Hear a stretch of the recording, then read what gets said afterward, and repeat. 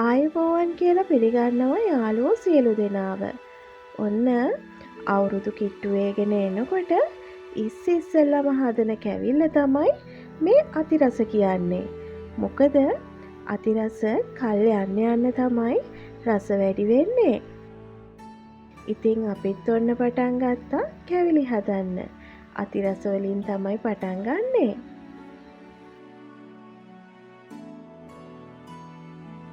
භාජනයක් ලිපේ තියලා මං තලයට ස්වල්පයක් එකතු කරගත්තා. මං මේ තලයට බැදගන්නේ කප්පි වෙනුවට එකතු කරගන්න. මොකද මං කප්පි බැදගන්නේ නැහැ.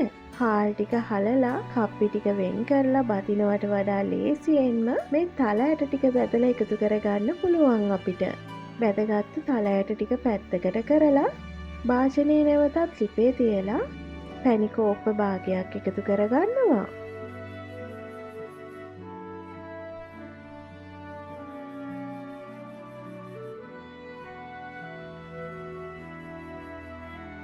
මේ පැණි කෝප්ප භාගෙට සීනි ග්‍රෑම් 100ක් එකතු කරගන්නවා.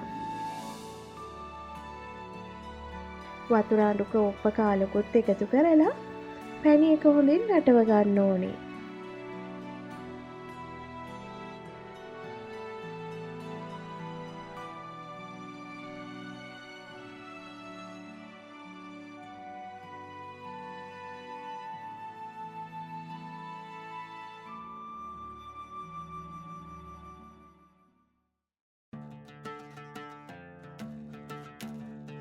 පැණි එක නටව ගන්න අතරතුර මම ගත්ත තෙත පිටි ග්‍රෑම් 200ට පාන් පිටි මේස හැඳි 4කුත් එකතු කරගන්නවා.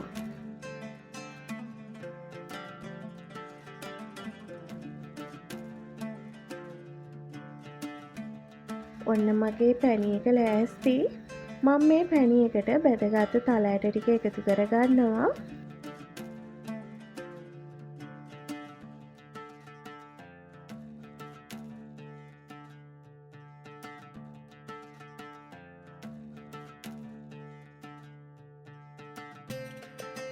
ඊළඟට එකතු කරගන්නේ මිශ්‍ර කරගත්තු තෙත පිටි එක.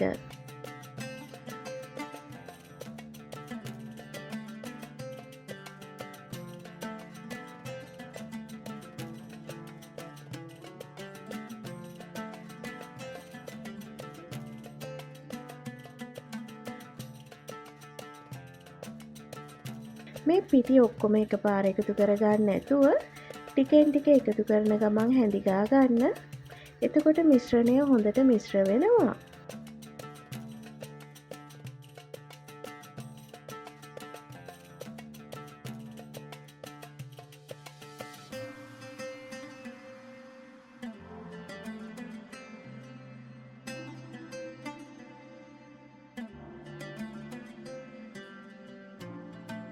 දැන් මම පිටි සේරම එකතු කරගෙන ඉවරයි.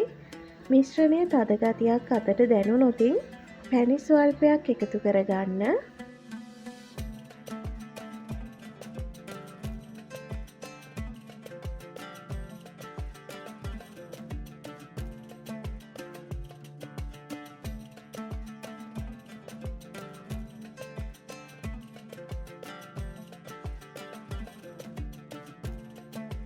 මිශ්‍රණය මෙන්න මේ පදමට ආවයින් පස්සේ මම වතුර මේස හැඳි 2ක් පමණ පැත්තකින් එකතු කරගන්නවා.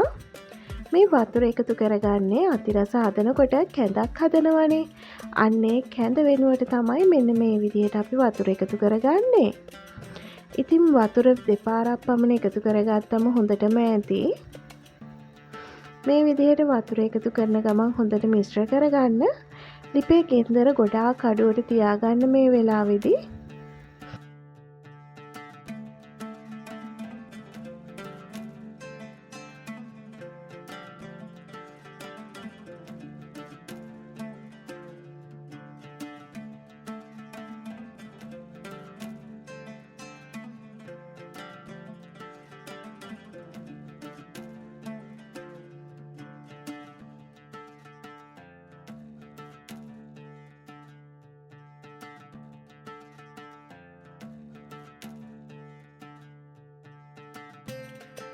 දැන් ඔන්න අපේ පිටි මිශ්‍රණය ලෑස්ති. දැන් තෙල් ගාගත්තු භාජනයකට මේ මිශ්‍රණය එකතු කරගන්නවා.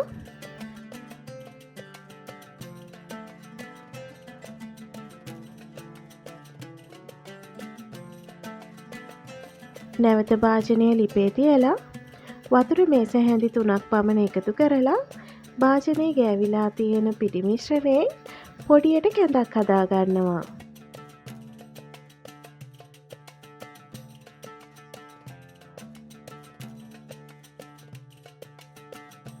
මේ තියෙන්නේ අපි කලින් හදාගත්ත පිටි මිශ්‍රණය. දැන් ඉවිලයි තියෙන්නේ. දැන් මේ පිටි මිශ්‍රණය ටිකක් තද ගතියක් තිබ්බොත් අර අපි කලින් හදලා තියාගත්ත කැඳ එක එකතු කරලා හොඳට අනා ගන්නවා. ඔන්න දැන් මගේ අතිරස මිශ්‍රණය ලෑස්ති.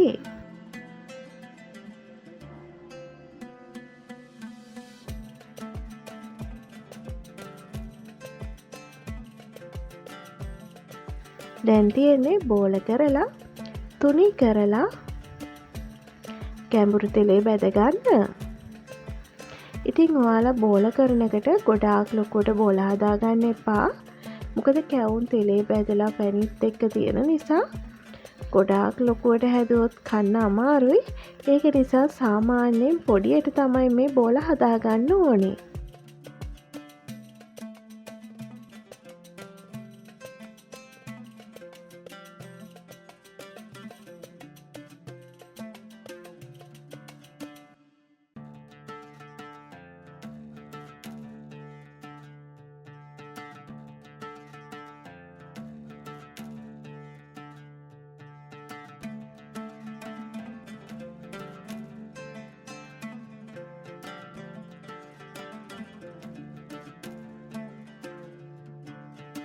ඉතින් හදාගත්ත බෝල ටික මෙන්න මේ විදිහට තුනී කරලා ගැඹුරු තෙලේ පැද ගන්නවා.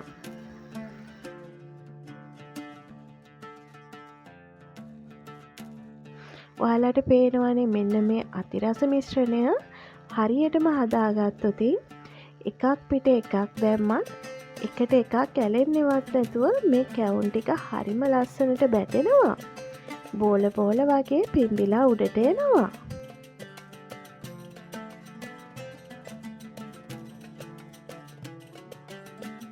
මේ කැවුම ලිපෙන් බාගන්න කලින් තව හැන්දක් තියලා ටිකක් තද කරලා තෙල් ටික බේරලා යවන්න.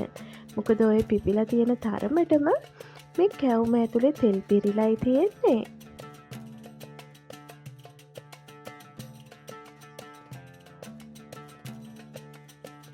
මේ තියෙන්නේ මම බැදගත්තු අතිරස ටික. දැන් මේ අතිරස ටික මුට්ටියකට එකතු කරලා රෙදි කෑල්ලකින් කට වහලා බැදලා තියන්න ඕන. එතකොට තමයි මෙලෙක් වෙන්නේ. එහෙනම් ඔයාලත් මෙන්න මේ විදියට කැවුම් හදලා රස බලන ගමන් මගේ channel එක subscribe කරන්නත් අමතක කරන්න එපා.